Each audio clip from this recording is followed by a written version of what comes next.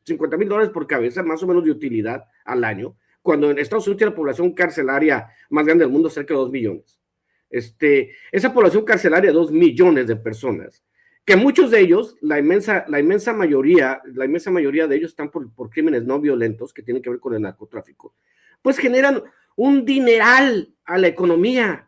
El agarrar un cuate con un sobrecito de coca y si es afroamericano, latino, vamos a meter una condena bien grande, ¿no? Bien grande, ¿para qué? Para que una cárcel privada me genera $50,000, un latino, un afroamericano, pues tiene que estar en una cárcel privada, nos conviene a todos.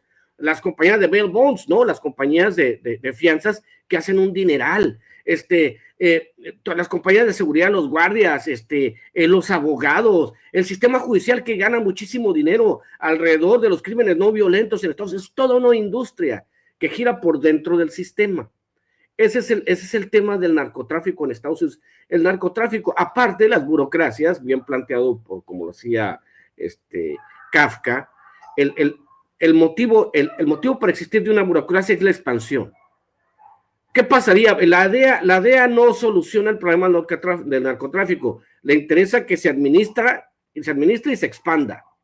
¿Por qué? Pues porque la DEA necesita más presupuesto, el FBI necesita más presupuesto, la CIA necesita más presupuesto, todo el mundo necesita más presupuesto. Y la naturaleza de las grandes burocracias es la expansión, es igual, es kafkiano el asunto. Entonces, ¿qué pasaría si de repente se colapsa, ¿no?, la venta de drogas en Estados Unidos? Pues y le dicen, a ver, vamos a revisar, ya los carteles mexicanos por 2 meses no van a pasar droga a Estados Unidos de ningún tipo, tienen suficiente dinero los carteles mexicanos, vamos a colapsar la demanda en Estados Unidos, dicen los carteles mexicanos. ¡Pum! Por 1 año no mandamos drogas de ningún tipo a Estados Unidos. Si los carteles mexicanos no lo mandan, alguien más las va a mandar, porque el deseo por las drogas en el norteamericano es muy grande, no hay que ser tan versado en el tema para entenderlo. Pero si tú colapsas, esto también colapsa en ciertas partes de la economía norteamericana. Es muy divertido escucharlos y decir que el problema siempre, la hipocresía norteamericana del problema siempre es ajeno. El problema no soy yo el que consume las drogas, el que te vende las armas, el que te da el dinero, el que tiene toda una economía construida alrededor del problema de las drogas, porque es una industria grandísima de las drogas. Y la culpa es de los mexicanos. It's the other ones, not us, brother. You know, it's Mexican cartels, the ones that are poisoning our people in the United States. Y tú dices, la neta, güey, neta, ¿es en serio? Por eso les digo que hay que pensar, como bien lo dice Manuel y como bien lo dice el maestro Paco, hay que pensar bien lo que vamos a hacer, pero por el momento es sí, güey, no, que yo bien chingón, güey, que yo le hice, el Donald Trump, yo le hice el amor a mi mujer 8 veces ayer, y la mujer se voltea, no, güey, pues si eres precoz, cabrón, o sea, ¿cuál, no? O sea, no, ¿para qué mientes? No mientas por convivir, pero así es esto, Toño, así por eso les digo, hay que entender la manera en que está construida la industria del narcotráfico. La industria es legal en Estados Unidos. La distribución es la ilegal, ¿de acuerdo? La distribución de las drogas ilegal. Lo que es legal es todo lo que han construido alrededor de la industria del narcotráfico en Estados Unidos. Así que, bueno, ¿qué te puedo decir? No, y sí, y mira, yo quisiera pensar que es pura bravuconería, que es puro hocicón Donald Trump. Ayer lo vimos, ¿no? Que no le dijo nada y se quedó bien calladote cuando esta obispa en su jeta le dijo, a ver, señor presidente, no es muy cristiano que ande ahí amenazando familias, los inmigrantes no son criminales, y etcétera. Se quedó callado e inmediatamente después de que le preguntan qué le pareció, nomás dijo que pues que pudo haber sido mejor y se acabó. Ya después en su red social pedorra, Truth Social, fue que le escribieron que había sido una discovispa y que era una loca de la izquierda radical y etcétera, ¿no? Pero pues efectivamente, ¿no? Puede parecer que es un mero hocicón, yo espero que sea así. Yo esperaría que efectivamente no esté enfrente de nosotros un gran riesgo para la humanidad y pues nada más sea un trago amargo de 4 años del que en algún momento podríamos olvidarnos. Se nos acaba el tiempo, queridos compañeros, pero no quiero ir sin que podamos cada uno de nosotros emitir una conclusión ante esta mesa tan interesante. Si se puede, si es pues, miren, no tienen límite nunca, ya lo saben ustedes, ¿no? Sin censura es sin censura, pero si nos permiten una conclusión breve junto con sus redes sociales para que la gente, bueno, pues tenga noción de esta mesa tan interesante. Vamos en orden, vamos contigo, querido Paco. Mira, Toño, yo lo voy a resumir en breve. ¿Qué está pasando en Estados Unidos en este momento? Están viviendo una especie de euforia y envalentonamiento por lo que llaman el renacer de la extrema derecha en Estados Unidos. Eso puede ser una guía para el resto del mundo. Es una mentira, pero digo, así es la euforia y la tenemos que aguantar. Lo que tenemos que hacer es analizar con mucho cuidado cada cosa que dice, pues, el vocero de todo ese grupo que es Donald Trump. Sí, Musk puede hablar, pero no es el presidente. Y cualquier otro puede decir muchas cosas, pero están viviendo una euforia y un envalentonamiento. ¿Cuándo se les va a pasar? Pronto, cuando empiecen a tener problemas, cuando empiecen a recordar, y eso se lo recuerda a la gente, que la economía de Estados Unidos tiene bases sociales y esas es las armas, los inmigrantes y el narco. Se les va a pasar, pero bueno, que son peligrosos, siempre van a ser peligrosos. Y hay que tener cuidado, pero hay que vivir con miedo.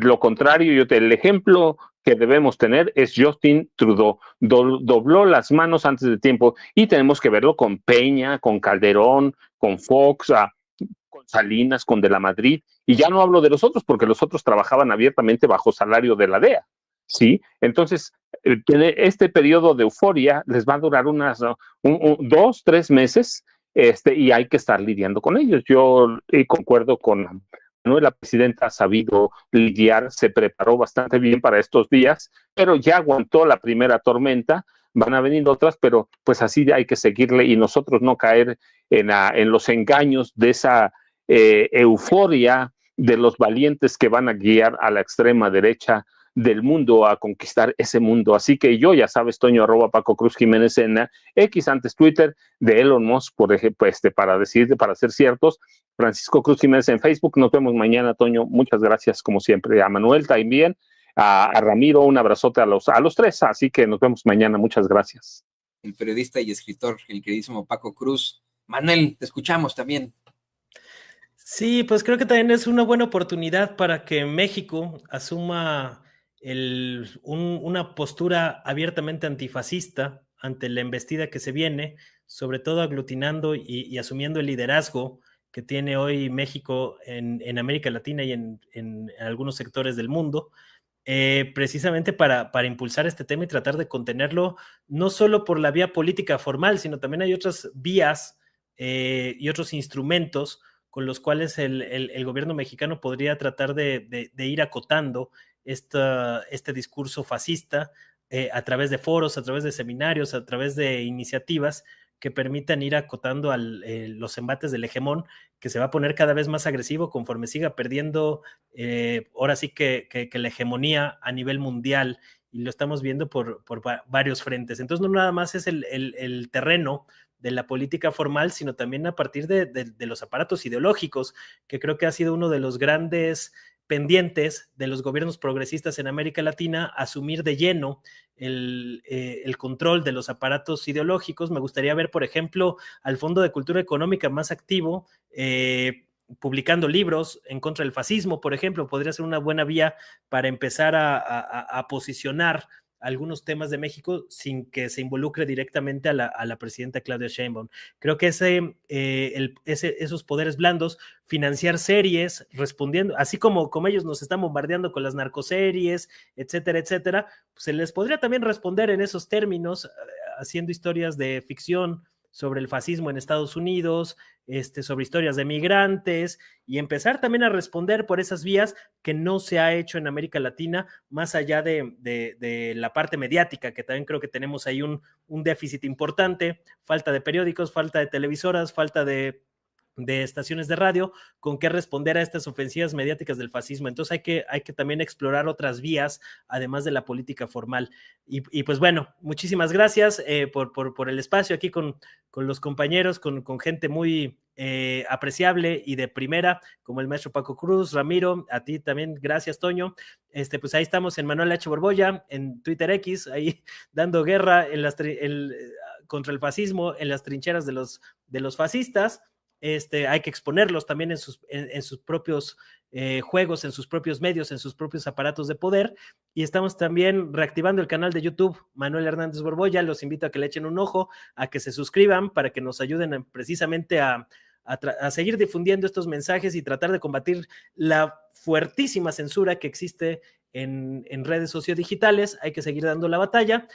También estamos ahí en Facebook, donde a veces publico cosas de más largo aliento. Manuel Hernández Borbolla, igual me encuentran con mi nombre, y pues muchísimas gracias y un gusto siempre compartir mesa aquí con ustedes. Un saludo para todos y para la audiencia también. El periodista independiente Manuel Hernández Borbolla, muchas gracias, querido amigo, también. Qué buen comentario. Ramiro, te escuchamos. No, mire, hay una circunstancia que tenemos que entender. Esta circunstancia es que pues, al fascismo se le combate día y noche. Lo plantea yo, los que estén interesados en entender las maneras en que funciona el fascismo, yo puedo recomendar el libro de Rob Riemann para combatir esta era, ¿no? Él lo explica. El fascismo puede llegar a sus etapas durmientes, puede llegar a no significar absolutamente nada y quedarse ahí, ¿no? A la deriva, pero después renace con fuerza. Es el caso argentino, ¿no? Cuando hay vacíos de poder, de repente el fascismo encuentra la manera de llegar. La basura de los demócratas en Estados Unidos, hay que recordar también que Estados Unidos, cuando dicen, es que ahora se chingan los latinos que votaron por Trump. A ver, no es tan fácil. Estados Unidos no tiene opciones. Es como escoger entre dos bebidas de cola, ¿no? Entre dos bebidas, entre la Coca y la Pepsi, ¿no? Estados Unidos no tiene opciones.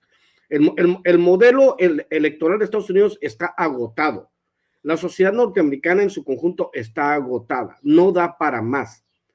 La sensación, por eso tienen que leer lo que decía Manuel Hernández Borbolla, el Fondo de Cultura Económica. El sexenio pasado yo lo propuse, Manuel. Compren toda la obra de Chomsky y publíquenla y véndanlos a 20 pesos y hagan obligatorio leer a Chomsky en las secundarias y en las preparatorias. Él da el ejemplo claro de ilusiones necesarias. En Estados Unidos se crea la ilusión de que hay democracia, de que el votante puede decidir, y hacen análisis muy complejos a través de supuestos muy simples, muy superficiales, que es, bueno, si llega Kamala Harris va a hacer esto. No hacen ni madres. Los dos son pinches gerentes de complejo militar industrial. No es bélico el Donald Trump y anda buscando pelearse con medio mundo, el pinche octogenario de pañales. Hay que entenderlo de esta manera. Y como bien dicen, ¿cuál pinche miedo? No, como dijo el Penta, cero miedo, ¿no? O sea, no, hay que tumbarnos el rollo de que hay que estar viviendo, ¿no? Hay que estar viviendo de esto, el temor vende muy bien. A cualquier persona, movilizar una sociedad la movilizas por el temor. Así movieron a una sociedad alemana, inteligente, muy leída, la movió, provocar una guerra de más de 60 millones de víctimas, la Segunda Guerra Mundial, por el miedo a los otros, ¿no? Es este tipo de asuntos que uno debe de entender. Así funciona esto. Nosotros mexicanos, ¿por qué vamos a tener miedo, hombre? Se colapsan algunas industrias en Estados Unidos y nosotros, ellos lo saben. El mismo papá de la desigualdad moderna, Milton Friedman, dijo que lo que más le convenía a Estados Unidos era la mano de obra indocumentada porque generaba mucha riqueza para los norteamericanos. Él lo dijo, hombre. Así que déjense tonterías. Vamos a ver cómo funciona este asunto, pero ¿temor a qué? A nosotros los mexicanos, con los pinches gobiernos que tuvimos, nos robaron todo, hasta el miedo, mi querido Toño, Manuel, nos robaron todo hasta el miedo. Así que ahorita ya no estamos para esa pendeja, ya no estamos para mirar a los norteamericanos para arriba y que nos miren para abajo. Somos iguales. Y nosotros tenemos trazabilidad, tenemos una cultura muy rica, somos muy inteligentes, somos los mejores trabajadores del mundo, hombre, chingados. Y a los que quieran abundar en estos temas, pues yo los espero a las 9 de la noche en mi canal de YouTube. Próximamente invitaría a que los compañeros Paco y Manuel a hablar de estos temas, ¿no? A mi canal todos los días a las 9 de la noche hora México, 7 de la tarde hora de la Ciudad de México, y la próxima semana empezaremos un noticiero con mi querido Hank, en las tardes también, así que también vamos a estar reconectando, vamos a estar hablando todo el año, nos van a ver a nosotros de lunes a viernes y sábado y domingo. Es más, se van a despertar y su alarma va a ser el pinche sensei chingando, ¿no? Así que ustedes tranquilos, este año le vamos a pegar con todo, porque como dice Manuel, al fascismo no se le deja dormir y se le combate. Nos vemos en la noche, un abrazo a ustedes, un placer, @Ramiro Atondo, y pues que, no, Saúl Carreño, te mando un beso, te quiero mucho y gracias por estar aquí compartiendo. Tu vista, tú haces que este canal sea más visible, papi, siempre. Así que nos vemos. Ahí tiene usted al analista político escritor. At Grainger, we're for the ones who pay attention to every little detail. The ones who fuss, tinker, and sweat the small stuff. Because you know the tiniest thing can make the biggest difference when it comes to keeping business moving. Con más amigos, con más